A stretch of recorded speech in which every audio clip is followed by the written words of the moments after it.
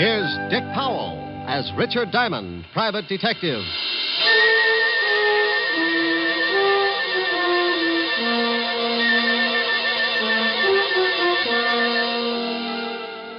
Hello there.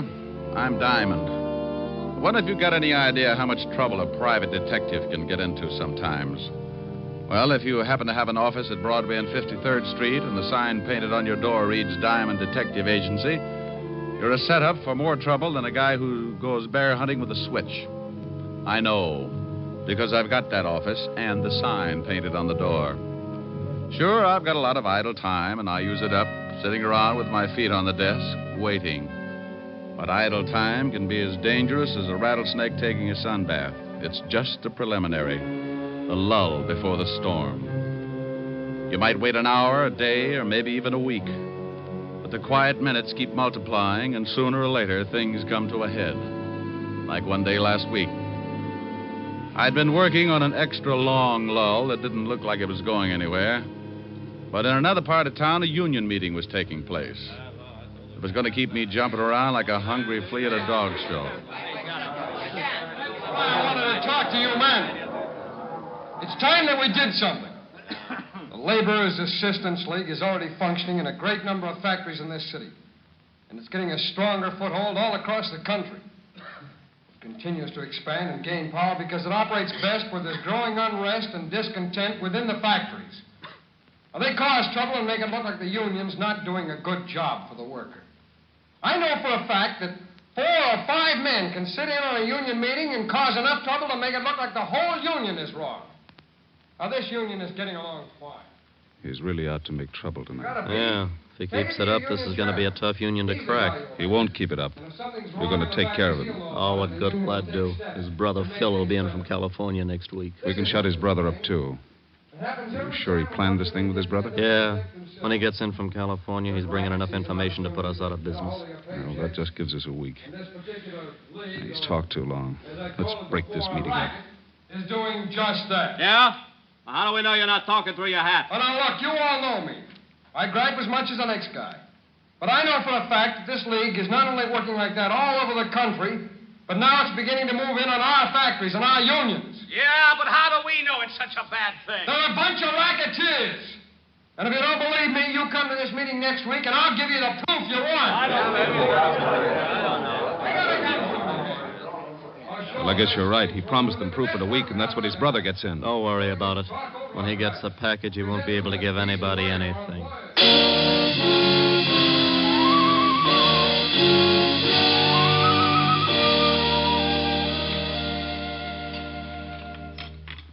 Tom, bring in the rest of the dinner dishes, will you? Oh, sure, honey. Here, Mama, let me wash them. You talk to Tom for a minute. He's going to another meeting tonight. Oh, meetings. Always meetings. Oh, Tom, you're working too hard. Don't worry, Mama. Phil will be home tomorrow. You help me. Oh, this is not a good business, Tom. The phone call, the threats. Come on, Tom. Tell Mama. I can't, Mama. It'll all be over soon. Now, come on. We'll help Marge. I told you to go sit down and relax. You sound like I was getting to be an old lady. You take the dish towel, and we'll both do them, huh? Yeah, honey. Your wife thinks I'm getting too old to wash dishes. Just you wait until she has a daughter-in-law. I think Mama's hinting. Mama, shame on you. You give us the time to get the son first, then there's plenty of time for a daughter-in-law. Well, I had you and Phil by the time I was 18. Marge is 22, and you've been married over a year now. Mama, if you're so set on me raising a family, why don't you talk it over with Marge? Maybe you two can think up something. We'll let you know. Oh, you do that, will you? You better hurry up, Tom. You'll be late for the meeting. All right, Mama. Oh, I'll get it. No. You say goodbye to your lovely wife. Why, thank you, Mama. You know, before your father died, I only had time to raise 2 screaming roughnecks. But now I plan to be the grandmother of at least 5 more. How about it, honey? Think we ought to make Mama happy? This is a conspiracy. Who do you think's going to get left with all the work? Maybe just 3 then, huh? Silly. I love big families. Oh, I thought so. Smooching when you ought to be on your way to the meeting. Can a guy even smooch with his own wife? Who was at the door, Mama? Oh, the mailman. He left our special delivery package for you, Tom. It's in the living room. For me? Yeah. Must be from Philip. It's from California. Oh, he must be sending some stuff on ahead. Well, why don't you open it, Mama? Maybe it's something for you, too. Oh, the women have dishes to wash. It's addressed to you. If you don't want to open it now, so leave it till tomorrow. Now, go on. Get out of my kitchen. You know go. you're sounding more like a mother-in-law every day. Oh. Okay, I'll open it. You know, maybe it'd make you happier if you knew that Marge and I decided on 5 kids. Children are not kids. Kids are goats. Well, you never know. Tom, John Wagner called you earlier. Wagner? What do you want? He didn't say. Who's the package from? Oh, that's from Phil, all right. I know it's a surprise because he sent it to me at the shop first, and then they sent it on here. Wonder why I didn't get it at the shop. Well, what is it? Just a second, Mama. Wrapped up pretty tight. Boy, it's sure heavy.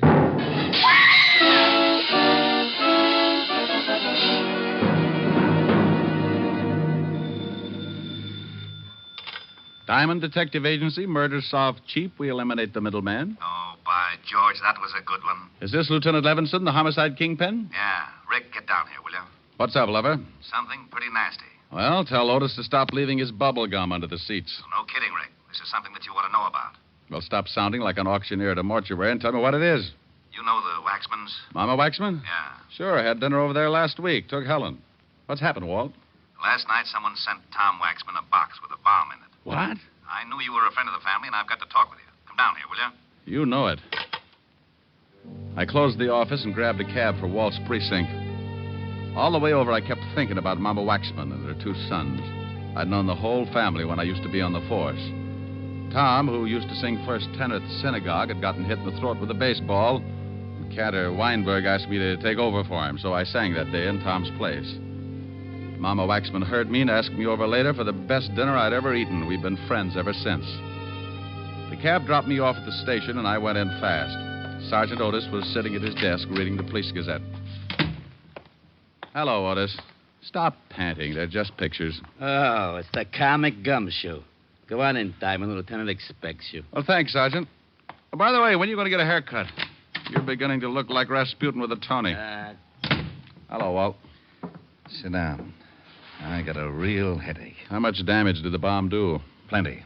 Killed Tom and put his wife and mother in the hospital. Mama Waxman's pretty bad. Oh, that's awful.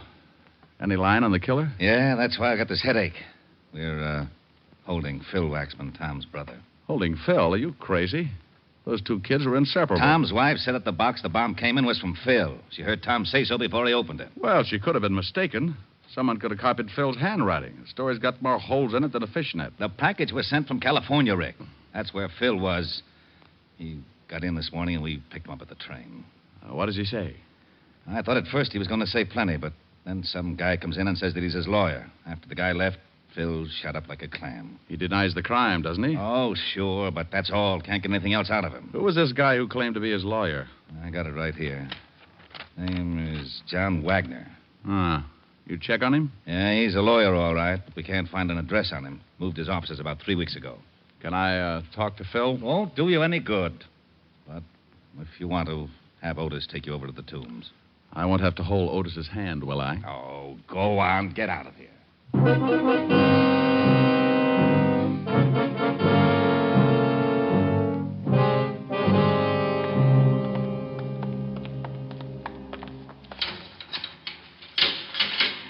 There's somebody to see you, Waxman. All right, Diamond. You got 5 minutes. How are you going to keep track, Otis? On my fingers. Well, that'll only get you up to 13. I'll scream if I need you. How are you, Phil? You're in on a tough rap. Yeah. You want to tell me about it? I've told the police everything I'm going to. Who was the lawyer who came in to see you? Just a lawyer. John Wagner? Just a lawyer. Look, what were you doing in California? Now, Phil, I know you didn't send that bomb. Why don't you open up and get yourself free? I've said all I'm going to say. Now, get out of here, Diamond. Oh, it's like that, huh? Yeah, it's like that. Oh, come on. Go on, Phil. get out. Okay. But don't forget your mother. You don't want to let her down. I'm going over to the hospital and see her now. Hey, Otis, let me out of here.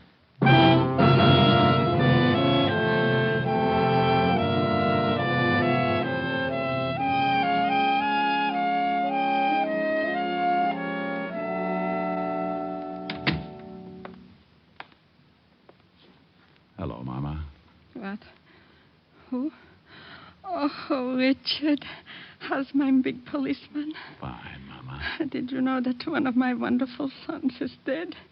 Did you know that, Richard? Yes, Mama. Now, you take it easy, or the doctor won't let me stay. They killed my Tom because what he said was the truth. And that's why they are bad. Because they don't let people tell the truth. Who, Mama? My boy Phil knows. He will tell everything about them, and then they will be arrested. Sure, Mama, but who does Phil know about? I just saw him, and he won't tell me. Mama. I feel so sleepy. I'm tired. Mama. You'll have to leave now, Mr. Diamond. Is she asleep, nurse? Yes, we gave her an injection before you got here. Oh. Well, then may I see Mrs. Tom Waxman? For a minute, yes. She's in this next room. She isn't as serious as Mrs. Waxman, but she has to rest. I'll give you a minute with her.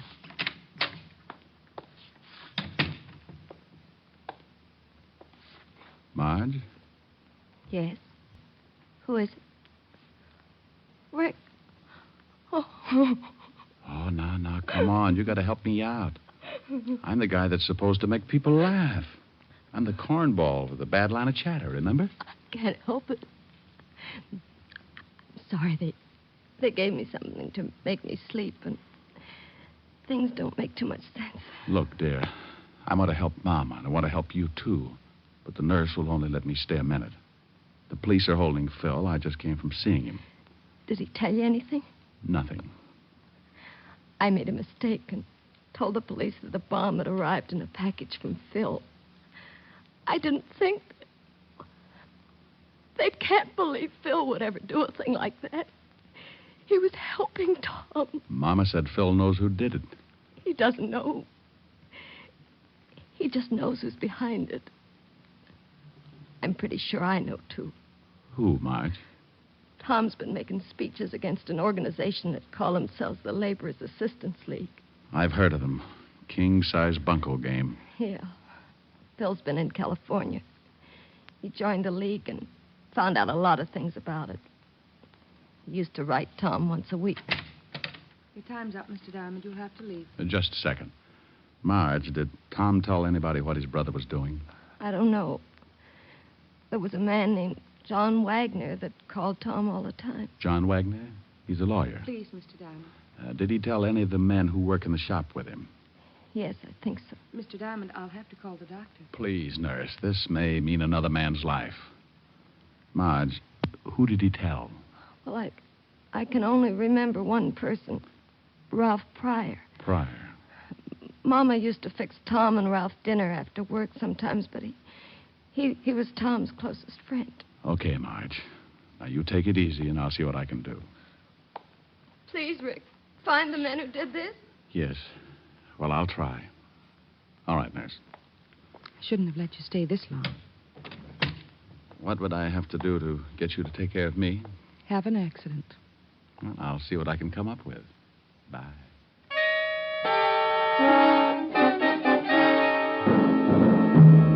I left the hospital and walked out on the street. One of those sidewalk photographers snapped my picture and handed me a card in case I wanted to send him 2 bits for the print. I threw the card away and headed for the factory where Tom had been working. The superintendent took me down and introduced me to the new foreman of the shop. Yeah, pretty rough about Tom. That's an understatement. Tell me, when did you take over Tom's job as foreman? This morning. How long have you worked for this shop? About 3 years. Why, are you a cop? I might be. You know a guy named Ralph Pryor? Sure, that's him, right over there about that there turd lathe. Want me to call him over? No, I think I can make it under my own power. Hey, you Ralph Pryor? Yeah. You knew Tom Waxman pretty well, didn't you? Yeah. Well, don't cry on the machinery. It'll rust. Who are you? What do you want? Name's Diamond. Let's say I'm a friend of the family. Well, good for you. What are you snooping for? I've got an erector set. I just love machinery. Well, don't get too close to this machine or it'll take your arm off. As long as it's not the one I count my money with. How long have you worked here? None of your business. Where were you during the war? Same answer. Well, thanks, Mr. Pryor. You've been grand. Hey, Foreman. Yeah. Did you talk to Pryor? Yeah, he's the quiet type. Say, how does the mail come in here? From the mail room. Ask a silly question. No, I mean, who brings it in? No special one. Foreman usually sends someone after it. Do you remember a package coming here for Tom yesterday or the day before? No, if there'd been one, Tom would have seen it. He was the foreman then. Where can I find the mailroom? Up the hall to head the stairs. Thanks. Sure is too bad about Tom. You said that. Say, didn't I know you all back in Little Rock, Arkansas? No, I'm from Malvern. I just thought I'd ask.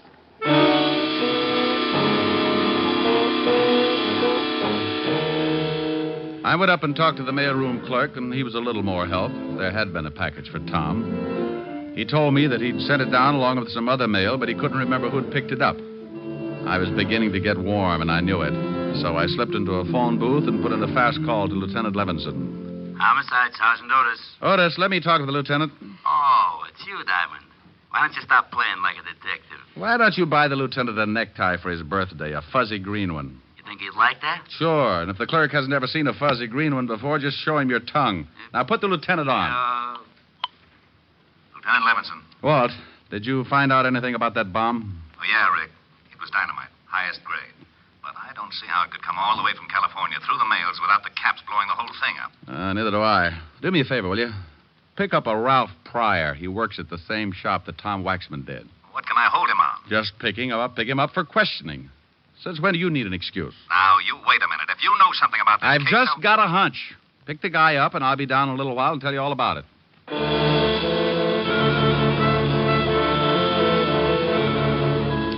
I hung up on Walt just as he was getting around to the words you could censor and headed back to the factory. I waited around outside for about 10 minutes, and then, sure enough, a prowl car pulled up, and two boys in blue got out and went in. In a couple of minutes, they came back outside, only this time they had company. Ralph Pryor. I waited until they had pulled away, and then I hailed a cab and headed for the 5th Precinct myself. Oh, where have you been? Snooping, Walt. I just saw your boys pick up Pryor at the factory. Thanks. Now, would you kindly tell me what you wanted him picked up for? Oh, it's a long shot, Walt. I found out he knew what Tom's brother was doing in California. What was he doing? Getting some information on a racket that's been trying to muscle in on Tom's local union. In California? Yeah, they're operating all over the country. You've heard of them. Laborers Assistance League. Oh, those leeches. Well, I still don't see what this has got to do with Pryor. Walt, I think that bomb was sent from the factory here in New York. I found out a little while ago that in order to get hold of that package, the killer would have to be working in Tom's shop. You think Pryor did it? I'll tell you better when I see if anyone comes down to get him out. Well? Well, what? Well, what are we going to do? Sit here and look at each other? Well, that's a pretty ghastly thought. How about a fast game of canasta? Oh, you know it's a lousy two-handed game. Well, I'm just trying to help. We could play jacks, but twosies throw me. Yeah, what is it, Otis? The lawyer, John Wagner's out here. He says he wants to see the guy we just picked up. Fast word? Ralph Pryor? Yeah. He says he represents some kind of laborer's assistance league or something. Said that Pryor's a member. All right. Let him see him. Okay, Lieutenant. John Wagner, that lawyer who came in to see Phil Waxman this morning, is back again, Rick. It's time to see Pryor. Yeah?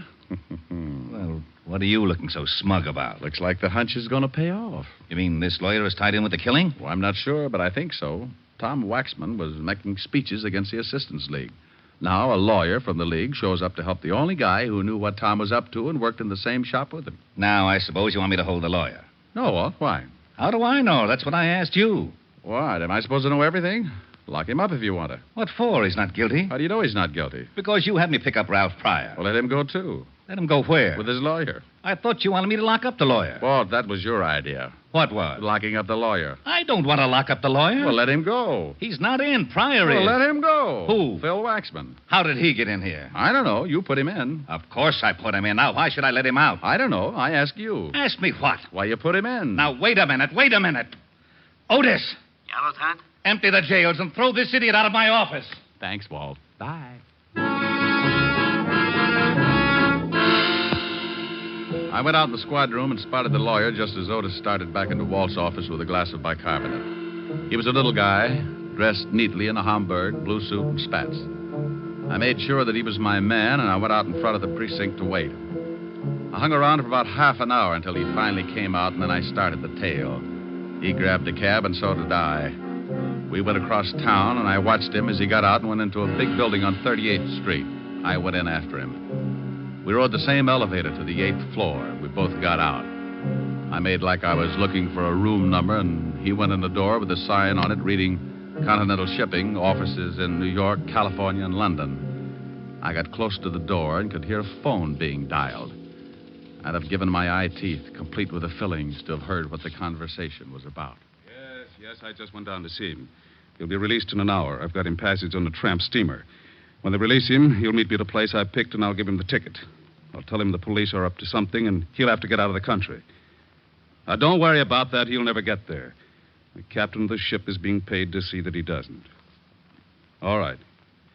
Yes, everything is going as well as can be expected. Oh, one more thing. A friend of Waxman's, a private detective, is following me. One of our men took his picture coming out of the hospital after seeing Waxman's mother. Yes, well, don't worry about it. I can take care of him when the time comes. All right, goodbye. I waited until he came out of the building and the hunt was on again. I grabbed another cab, and it took my last $3 chasing him to a little waterfront dive on Canal Street.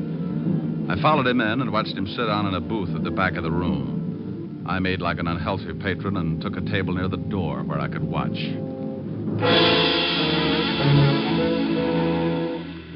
An hour later, a guy walked in and headed for the lawyer's booth. He was Ralph Pryor.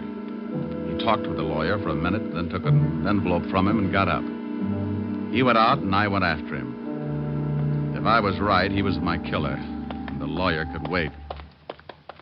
Ralph, I want to talk to you. I thought I told you to stop snooping. Bad right ear. Let's step in this alley. Oh, what? Get in the alley. Hey, what do you think you're shoving around? You're just full of questions. You know, mister, you're not so big that you can't end up with a busted head. Now, let me go. I guess you better understand something. Oh. Get the point? Oh, you dirty... Still want to play, huh? Oh. Oh. Oh. Maybe you haven't guessed it, but I'm mad. I'm going to kick you from one end of this alley to the other until you tell me who sent that bomb to Tom Waxman. I don't know what you're talking about. Okay, the state might slap my wrist, but I don't like losing good friends. Oh, my nose. You should see Mama Waxman. She looks a lot worse, but she's got a lot more troubles. She lost a son. Oh. Wait a minute. I can't take any more. Sure you can. Sure. Just think about something else. Tom Waxman, maybe, or his wife and mother. Want to tell me? Okay. No. Please. Wait a minute.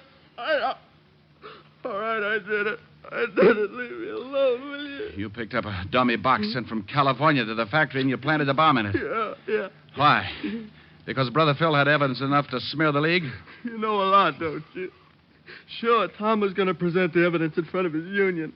And the League sent an empty box from California addressed with Phil's forged handwriting. And I went up to the mailroom and picked up the box and put the bomb in it and sent it to Tom's house. You do it for the League? Yeah, I did it for them. Who's the boss of the League? Well, I... Come on. All right. It's... Oh. Now you'll never know. Wow. Mr. John Wagner, complete with Derringer. I hope you noticed the error of his ways, Mr. Diamond. He talked too much. You got a funny way of keeping clients out of trouble. I'm glad you noticed. I'm going to do the same for you. Won't you need a retainer? No, this one's on the house, so to speak. I think you're going to get one anyway. That cop at the end of the alley with a riot gun doesn't look like he's hunting golfers. That is a very stale attempt at throwing me off guard. Anyone that would be stupid enough to try a worn-out stunt like that deserves to die. You'll make it easy for me. Okay, suit yourself. Fire when ready, Gridley. What do you think? Thanks, Walt. You arrived in the nick. Nick Pick, a big gazunt. Why can't you get mixed up with a wife beating or something? The taxpayers are getting tired of seeing their streets cluttered up with a lot of bodies. Now, don't you yell at me. How did you find me? I knew something was up, so when Ralph Pryor was released, I tailed him. I saw you tailing Pryor. I saw the lawyer tailing you, so I tailed the lawyer. Well, if you'd had an 8-piece band, you'd have had a parade. Oh, nuts. Oh, what's the matter, Walt? You'd have had to shoot him. He was going to kill me. Oh, I'm not worried about that. Well, what is it? I forgot to bring my bicarbonate along. Oh.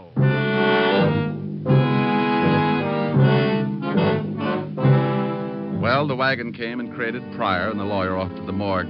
When we got back to the station, Walt put in a call to the feds and told them to check the Laborers Assistance League in California and pick up the guys who sent the package through the mails.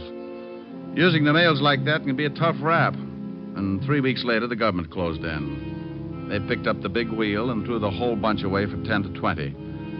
Tom's brother, Phil, was released, and he went in front of Tom's union and gave them the evidence he'd collected while he was with the League. Needless to say, the League wasn't represented that night or any night after that.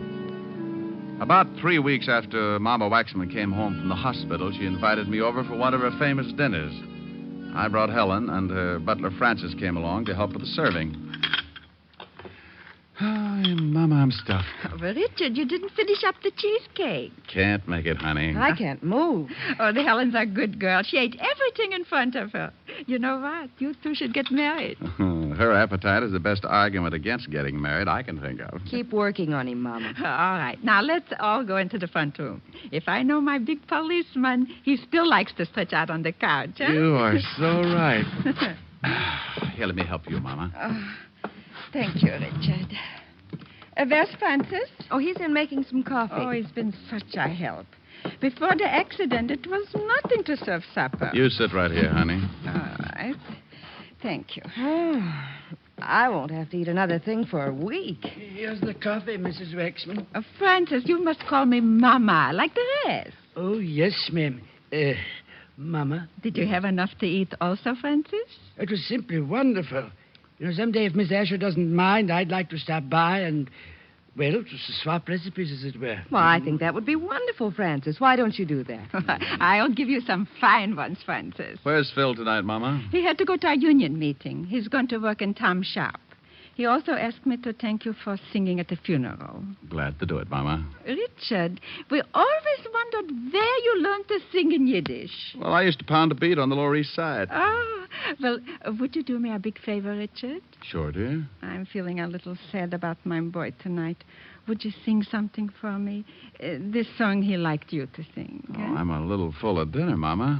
Please, Ray. Oh, yes, sir. Please, Mr. Diamond. Well, all right. Mimi.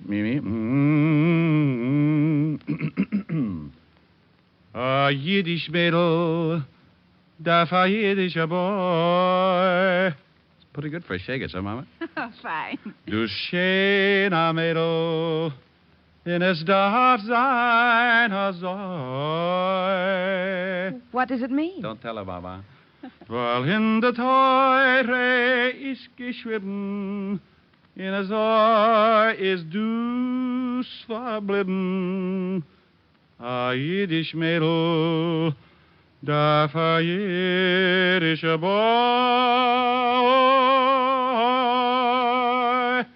Hi, Hosenkale, Mazel tov. Oh, that was wonderful, Richard. You know, you would make a fine cantor. Well, thank you, Mama. How did you like it, Francis? Ha!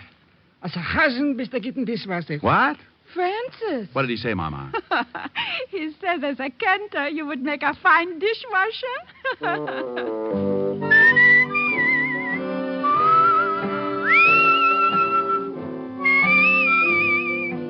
You have just heard Richard Diamond, Private Detective, starring Dick Powell. Hey, Eddie, you mind if I butt in for a minute? Not at all, Dick. Thanks. I just wanted to tell the people that next week our show is going to be on at a different time and a different day.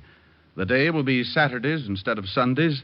And would you please look in your newspapers for the time? Thanks, Dick. Yes, ladies and gentlemen, Richard Diamond will come to you next Saturday at a new time. Be sure to check your newspaper for the hour. This program has come to you from Hollywood.